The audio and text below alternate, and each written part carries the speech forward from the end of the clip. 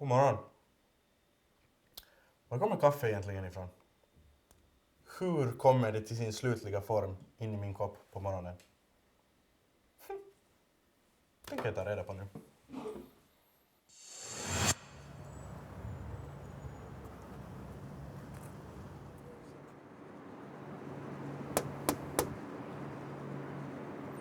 Morgens.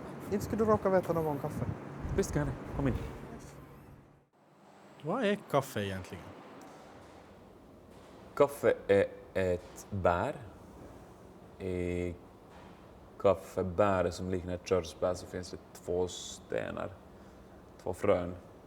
Egentligen släkt med ett körsbär. Och i de stenarna som finns i, så när man rostar dem så får man fram en massvis med olika aromer, smaker. Och när man mal det och blandar liksom extraherar det med vatten så får man någonting som vi kallar kaffe.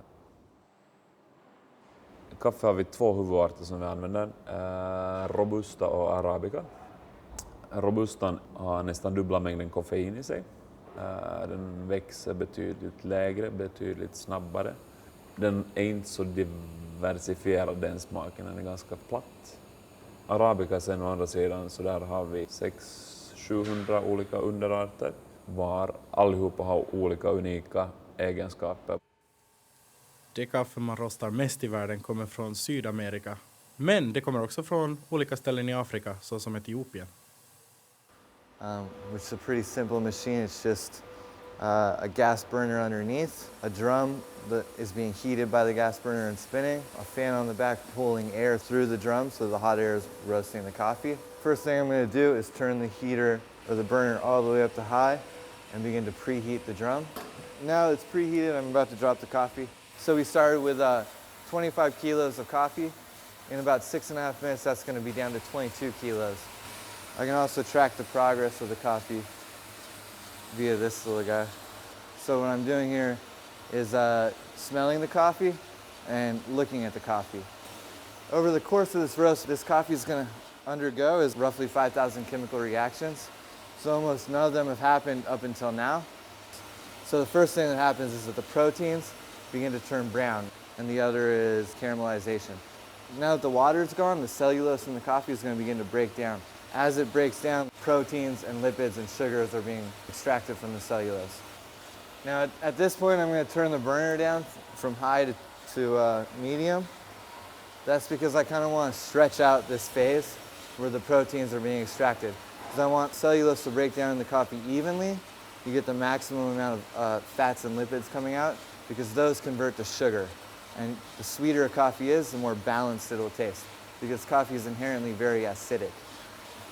One of the pitfalls of spending too much time in this browning phase is that you might not have enough heat being applied to the beans that they begin to have what's called an endothermic reaction. They actually begin to have so much energy produced inside of them that it becomes no longer necessary to really apply a lot of heat from the outside. They're producing their own heat. And so when you stall a coffee, that's like one way you can screw up while roasting coffee. So it's approaching that stage where most of the chemical reactions occur during the coffee roast. So we'll begin to hear first crack any second now. And then from that moment till the end of the roast, which will be about 2.5 minutes, almost all of the chemical development of a coffee takes place. Because the coffee's gone endothermic, it doesn't need very much heat, so I've just put the burner to low. And we're just going to let the coffee develop on its own accord at this point.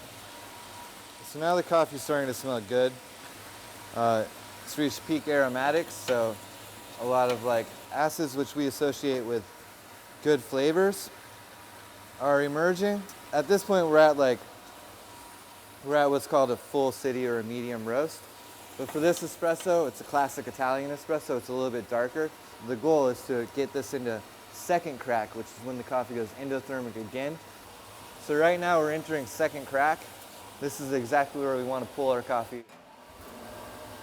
Just open the door, it's as simple as that. I've dropped it into the cooling tray, and there's a big fan under here that's pulling air through the coffee to cool it down. This was roasted from green to a finished espresso in about 14.5 minutes. Nu har vi sett hur rostningen går till. Men vad ska man som konsument beakta när man väljer kaffe i butikshyllan? Fairtrade-märke är en bra start, men ett ännu bättre sätt att veta att odlaren blivit rätt behandlad är om man på kaffepaketet kan läsa vilken gård bönorna kommer ifrån, det vill säga spårbarheten.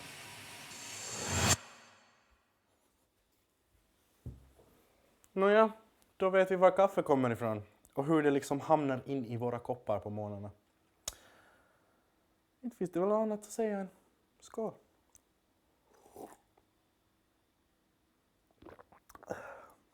Kallt kaffe. Usch. Men ni vet, som finnarna säger, kylmä kahvi kaunistaa.